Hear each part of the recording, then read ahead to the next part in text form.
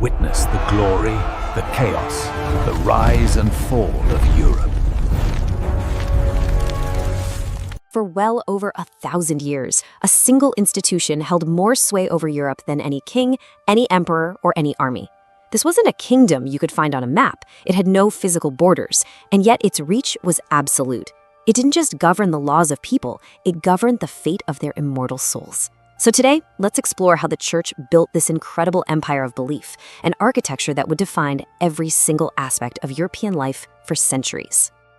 Outside the church, there is no salvation. Think about that for a second. This one powerful, uncompromising idea, it was the bedrock of everything. This wasn't just some theological talking point. It was the ultimate form of leverage in a world where the afterlife felt more real, more certain than life itself.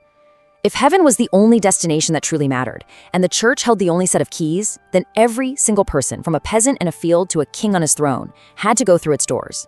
There was no plan B. There was no other way. And this really captures the sheer scale of its influence. The church's power wasn't just about what happened on Sundays. It was the fundamental framework, the unseen architecture of civilization itself. It told you what was right and wrong. It marked the passage of time. It was the gatekeeper of knowledge and the very definition of power. You could almost think of it as the operating system for medieval reality. So, how was this architecture of control actually built? Well, it all started at the most intimate level you can imagine, the individual soul.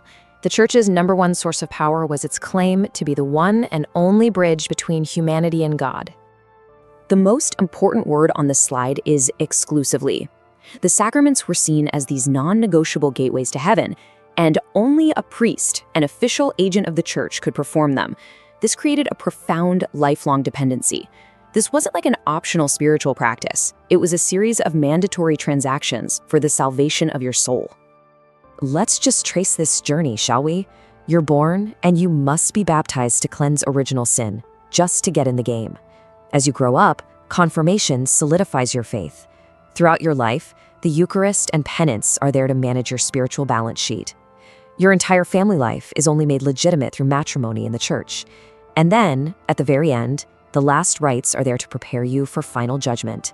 From your first breath to your very last, the church was there, an inescapable and absolutely essential presence.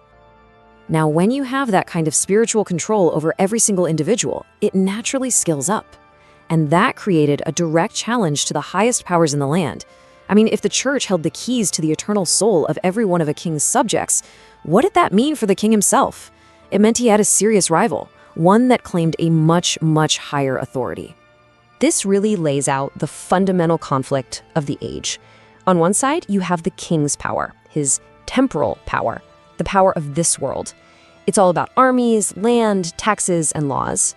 But on the other side, the Pope's spiritual power was just on another level. He ruled over this invisible empire of every Christian soul. His authority was seen as coming straight from God.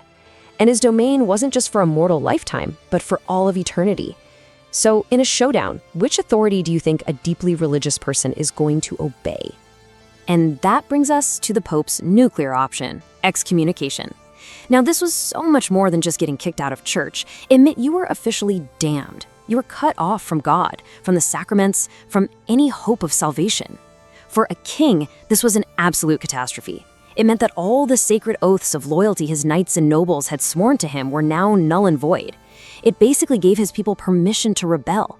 It was the ultimate act of social and political cancellation, turning a powerful monarch into an outcast in his own kingdom. Of course, an empire on this scale, one that's both spiritual and political, needs a massive amount of resources to keep it running. The church's incredible architecture wasn't just built on faith, it was built on a staggering economic foundation. 10%. A simple number, but with immense power. This was the tithe. It was a mandatory tax on literally everything you produced or earned. Every bit of grain from your field, every new animal born in your herd, every coin you made. This wasn't a voluntary donation. It was a spiritual duty owed to God, and it was collected by the church from everyone. This alone created a steady, colossal river of wealth flowing from every town and village in Europe right into the church's treasury. And believe it or not, the tithe was just the beginning. The church eventually became the single largest landowner in all of Europe, controlling huge, productive territories. You had to pay fees for essential sacraments like getting married or burying a loved one. The rich and powerful, hoping to smooth their path to heaven, would leave enormous donations of land and gold in their wills. And then, of course, you had the sale of indulgences, basically certificates you could buy to reduce your time or a loved one's time in purgatory. The economy of salvation was, to put it mildly, extremely profitable. So when you put it all together, the complete spiritual control over every soul, the political power to challenge kings, and the unimaginable economic wealth, the picture becomes crystal clear. The church wasn't just an institution in society. For a very long time, it was the society.